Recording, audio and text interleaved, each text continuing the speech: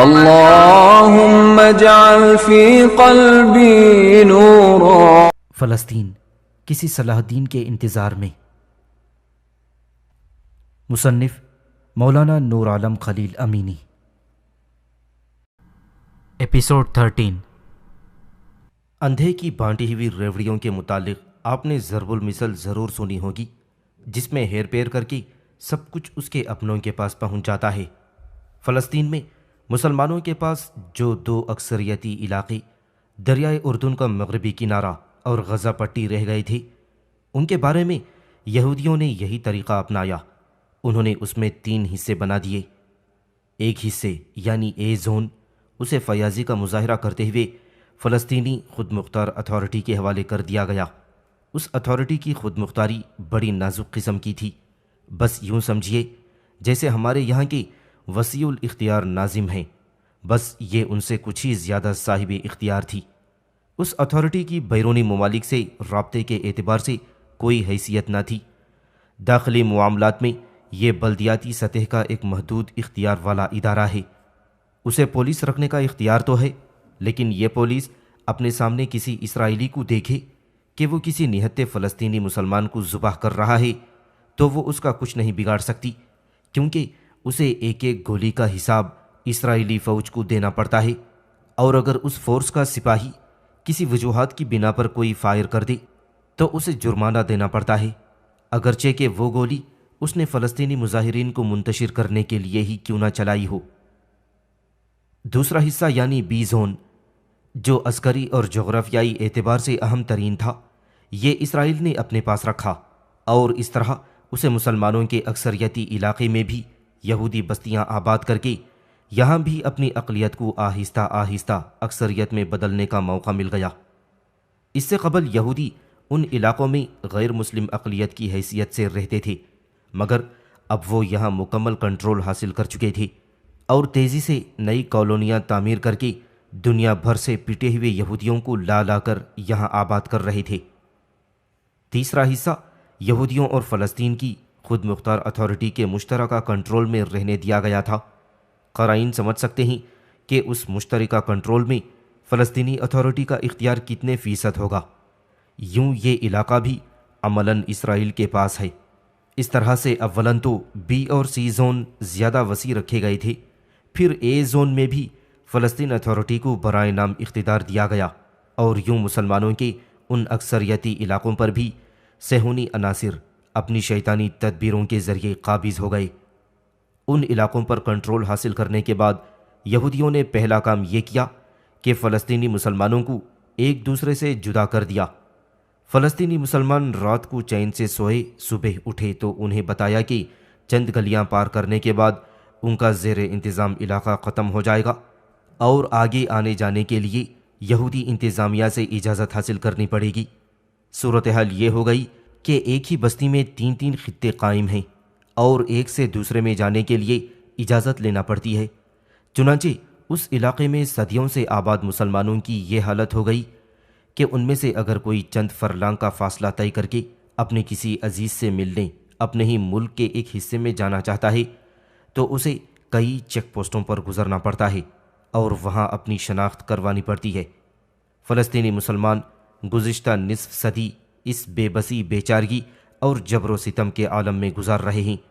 آپ اخبارات میں اکثر پڑھتے رہتے ہوں گے کہ اسرائیلی ٹینک فلسطینی مسلمانوں کے علاقے میں گھس گئے. اس سے مراد اے زون نامی وہ بچا کچا علاقہ ہے جہاں فلسطینی محصور ہو کر اپنی زندگی کے باقی ماندہ ایام گن کر گزار رہے ہیں.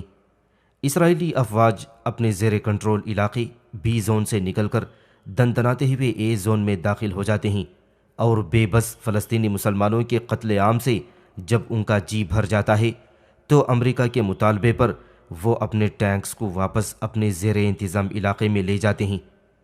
اس انخلا کا ڈھنڈورا پیٹ کر وہ اپنے خلاف غم و غصے کی لہر کو بھی دبا لیتے ہیں اور اس احسان کے عوض اپنے مطالبات منوانے کی کوشش بھی کرتے ہیں. یہود کا مسخرہ پن اور رذیل حرکتیں ایسی ہیں جنہوں نے ان کو مردود اور ملعون بنا کر چھوڑا ہے. مثلاً قرآن شریف میں آتا ہے کہ انہیں حکم ملا تھا کہ یہ ایک آبادی میں اس حالت میں داخل ہوں کہ استغفار کے الفاظ زبان پر جاری ہوں اور عجز و ندامت سے سر جھکائے ہوئے ہوں۔ ان بدبختوں نے یہ کیا کہ استغفار کے الفاظ کو بدل کر کچھ کا کچھ بڑبڑانے لگے اور سر جھکا کر ندامت کے اظہار کے بجائے چوتڑوں کے بل گھسٹ کر شہر میں داخل ہوئے۔ ایسی کمینہ حرکات کی بنا پر ان پر عذاب نازل ہوتا رہا، لیکن اس سے ان کی آنکھیں نہیں کھلیں اور وہ آج بھی اس طرح کی نیچ عادتیں اپنائے ہوئے ہیں۔ مثلاً آپ نے سنا ہوگا کہ امریکہ اور مغربی ممالک کے دباؤ پر اسرائیل فلسطینی مسلمانوں کا اتنے مربع کلومیٹر علاقہ خالی کرنے پر تیار ہو گیا ہے۔ ہوتا یوں ہے کہ یہودی گماشتے اپنے زیر قبضہ علاقوں میں رکھی گئی اینٹیں یا دیگر علامات اٹھا کر 1 فٹ پیچھے کر لیتے ہیں۔ اس طرح 1 فٹ کی چاروں طرف پیمائش سے خالی کردہ علاقہ کئی 100 گز مربع میل بن جاتا ہے۔ اسے وہ انخلا سے تعبیر دیتے ہیں۔ بنی اسرائیل کی یہ موزیکا خیز حرکات زمین والوں سے مخفی ہیں، لیکن آسمان میں ایک ایسی ذات ہے جس سے کوئی چیز پوشیدہ نہیں، اور وہ ہر چیز کا حساب جلد یا بدیر ضرور لے گا۔ آج کل 2 تکونوں کی کہانی ہر طرف گردش کر رہی ہے، امریکہ اسرائیل اور ظلم، عراق فلسطین اور مظلومیت۔ امریکہ نے عراق کو اور اسرائیل نے فلسطین کو تختہ مشق بنا رکھا ہے۔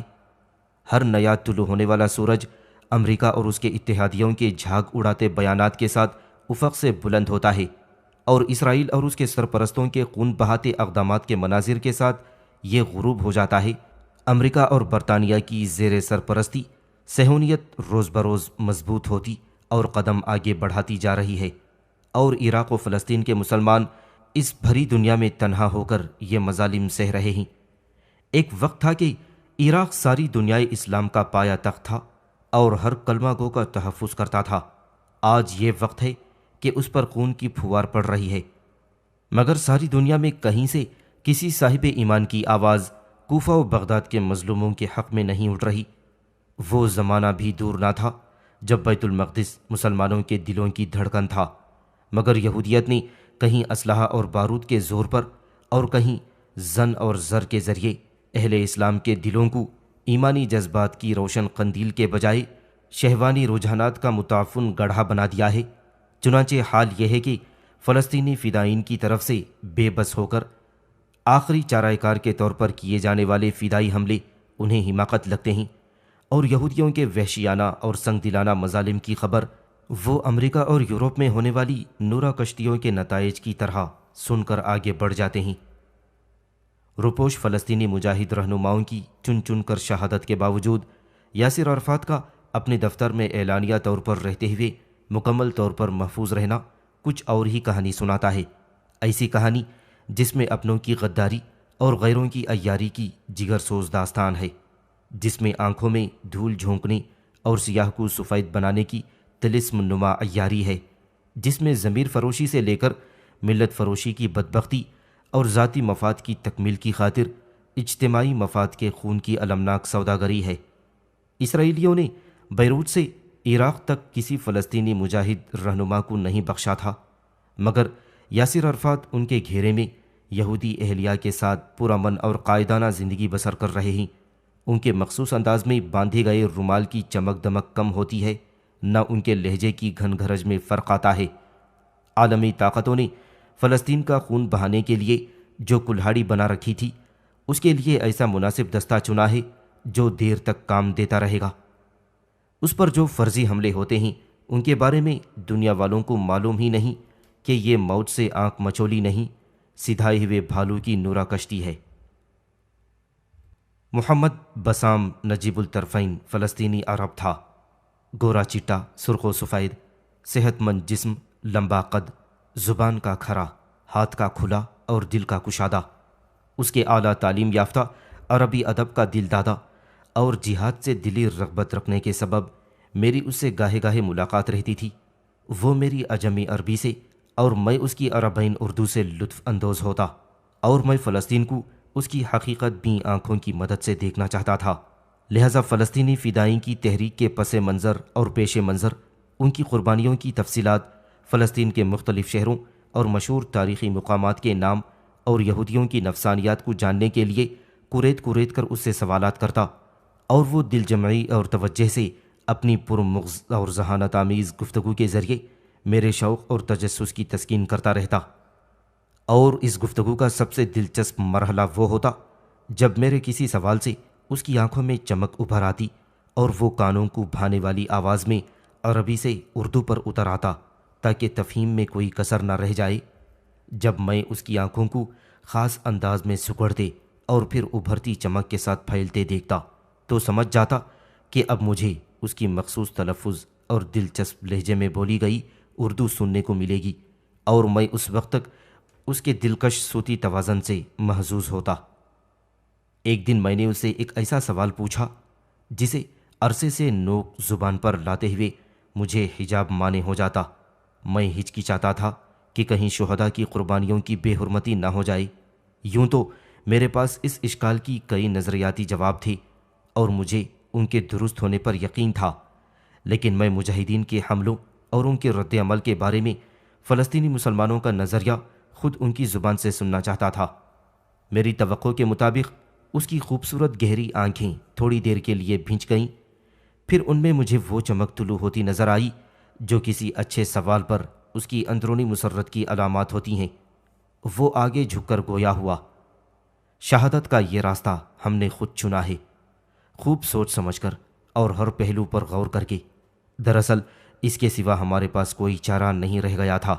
اندرونی طور پر ہم میں جاسوسوں اور زر خرید ایجنٹوں کی بھرمار تھی، باہر سے کسی مدد کا پہنچنا محال تھا۔ سو ہم نے دو فیصلے کیے، ایک تو یہ کہ اصلاح احوال کی مہم شروع کی جائے۔ بے دینی اور اسباب سے تہی دامنی جب یہ دونوں جمع ہو جائیں تو ذلت سے کوئی نہیں بچا سکتا اور مکمل شکست جلد ہی آ مسلط ہوتی ہے۔ سو ہم نے نوجوانوں میں دینداری کی طرف رجوع کی مہم چلانی شروع کی، اور اس کے اچھے نتائج نکلے، اور جلد ہی نمازیوں کی صفوں میں نوجوان چہرے دکھائی دینے لگے۔ نئی نسل کا زیادہ وقت فٹ پاتھوں اور قہوہ خانوں کے بجائے اصلاحی حلقوں اور مساجد کی سیڑھیوں میں گزرنے لگا۔ ان میں اپنے آپ کو پہچاننے کا شعور اور تجسس پیدا ہوا، اور جب دین سے تعلق نے ان کی روحانی تسکین کا سامان کیا تو ان کی زندگیوں کا رخ بدلنے لگا۔ ہمارا دوسرا کام اپنے محدود وسائل میں دشمن کے مقابلے کی تدابیر سوچنا تھا۔ اصلاحی محنت کے سبب ہمارے نوجوانوں میں عقابی روح پیدا ہو گئی، اور ان کا جذبہ شہادت کفر کی ناقابل شکست برتری میں دراڑیں ڈالنے کو بے چین تھا۔ اس سے قبل کم وسائل اور محدود نفری کے ذریعے دشمن سے مقابلے کے لیے گوریلا جنگ کا تصور پایا جاتا تھا۔ ہمارے لیے وہ بھی ممکن نہ رہی تھی، لیکن ہم ناممکن کو ممکن بنانے کی تدبیر سوچتے رہے، یہاں تک کہ مظلوموں کے رب نے ہمیں جانباز حملوں کا راستہ سمجھایا۔ اس میں ہمارے سلگتے جذبوں کی تسکین بھی تھی اور ہمارے دشمن کے لیے موت کا پیغام بھی۔ یہودیت نے آج تک اپنی حرام دولت اور شیطانی ذہنیت کے سبب صرف ہمیں نہیں بلکہ دنیا بھر کے مسلمانوں، تمام انسانوں کو بہت ستایا ہے، لیکن فدائی کارروائیوں نے ان کی ساری ابلیسیت کا تانا بانا بکھیر کر رکھ دیا ہے۔ ان کے شیطانی دماغوں کو اپنی عیاری پر فخر تھا، اور وہ اس کا برملا اظہار کرتے تھے، اور اپنے دوزخی ساتھیوں ہندوؤں کو اپنے تجربات سے مدد دیتے تھے، مگر بمبار حملوں نے ان کی سٹی گم کر دی تھی۔ ان کے تھنک ٹینکس کو اس سے اتنا زیادہ زبردست شوق لگا تھا کہ وہ ہکا بکا رہ گئے۔ ہمارا یہ ہتھیار ایسا ناقابل شکست ہے کہ ان کے سامنے یہودیوں کے مہلک کیمیائی اور حیاتیائی ہتھیار بھی ناکارہ ہیں۔ اب میں آپ کے اصل سوال کی طرف آتا ہوں۔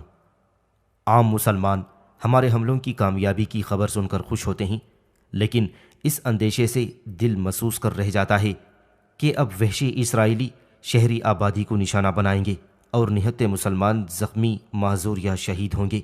جو زندہ بچیں گے ان کا سہارا چھین چکا ہوگا اور ان کا ٹھکانہ بلڈوز کیا جا چکا ہوگا۔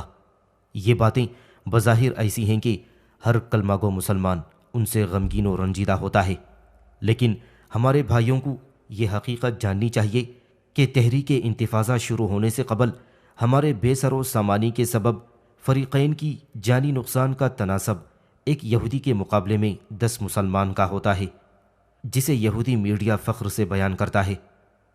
اس عرصے میں بے شمار مسلمانوں نے مظلومیت کی حالت میں جان دی۔ جب سے انتفاضہ شروع ہوئی ہے یہ تناسب کم ہو کر 1 اور 3 پر آ گیا ہے۔ اب 3 مسلمانوں کی جان لینے پر یہودیوں کو اپنی ایک لاش اٹھانی پڑتی ہے۔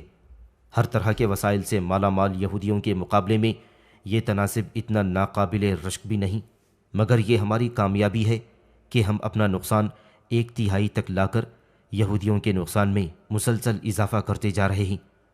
دوسرے لفظوں میں یوں سمجھیں کہ ہم سے ہمارا وطن، گھر بار، مال و اسباب اور جان و آبرو تو چھین ہی گئی تھی، اور یہودی ہمیں لاشوں کا تحفہ دے کر فلسطین ہتھیانے پر تلے ہوئے ہیں۔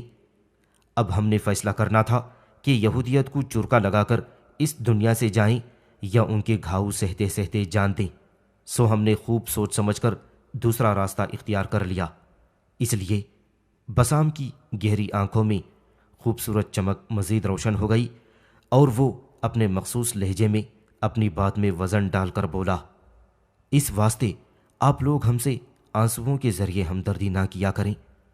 ہم نے یہ راستہ خود منتخب کیا ہے اور اس پر اس وقت تک چلتے رہیں گے جب تک یہودیت کے سر سے ناپاک منصوبوں کا خمار اتر نہیں جاتا۔ بسام کی گفتگو نے مجھ پر سحر طاری کر دیا تھا۔ تحریک انتفاضہ کے دوسرے مرحلے کے 2 سال مکمل ہونے پر میں نے فلسطینی شہداء اور اسرائیلی مرداروں کا موازنہ کیا تو مجھے اس کے دھیمے لہجے میں کی گئی وہ پر اعتماد باتیں یاد آ گئیں جو اس نے میرے اس سوال کے جواب میں کہی تھیں، جو اکثر لوگوں کے دل میں کھٹک پیدا کرتا ہے کہ فلسطینی جانبازوں کے حملوں کے جواب میں بالآخر نقصان مسلمانوں کو ہی اٹھانا پڑتا ہے، پھر ان سے کیا فائدہ؟ دراصل یہ یہودیت کے تسلط کو چیلنج کرنے کا آخری حربہ ہے جو کہ بے بسی کی موت سے بدرجہ بہتر ہے۔ عزت کی زندگی ممکن نہ ہو تو شہادت والی موت سے بڑھ کر سعادت والی کوئی چیز نہیں۔ پھر اس سے یہودی معاشیت کو زبردست نقصان پہنچتا ہے اور یہودیوں کی جان ان کی مال میں اٹکی ہوتی ہے۔ نیز تحریک انتفاضہ سے قبل دنیا بھر کے یہودیوں کی مقبوضہ فلسطین کی طرف نقل مکانی میں بے تحاشا اضافہ ہو گیا تھا، اور ہر 6 مہینے بعد نئی یہودی بستیوں کی تعمیر کا اعلان ہو جاتا تھا۔ اب نہ صرف یہ کہ یہ سلسلہ رک گیا ہے اور موت کے خوف سے ادموے یہودی سابقہ آبادیوں کے گرد حفاظتی دیواریں تعمیر کر رہے ہیں، بلکہ ارض موعود میں سکونت ان کے لیے ایسا ڈراؤنا خواب بن گیا ہے جس کی دہشت سے وہ اسرائیلی حکومت کی ترغیبات کے باوجود ترک سکونت کر کے اپنے سابقہ ممالک کو واپس جا رہے ہیں، اور اس بات پر شکر ادا کرتے ہیں کہ انہوں نے ارض فلسطین پر آباد ہونے کے بعد جذبات میں آ کر اپنے سابقہ ملکوں کے پاسپورٹ پھاڑے نہ تھے۔ سچ یہ ہے کہ بسام جیسے نوجوانوں نے امریکہ اور اسرائیل جیسی خونخوار طاقتوں کو نتھ ڈال رکھی ہے، اور امت مسلمہ اگر ان بے وسائل مسلمانوں کی طرف سے غفلت چھوڑ دے تو وہ اس نت کو ناک کی رسی بنا کر یہودیت کی کانی بھینس کو بہت دور تک ہانک کر لے جا سکتے ہیں۔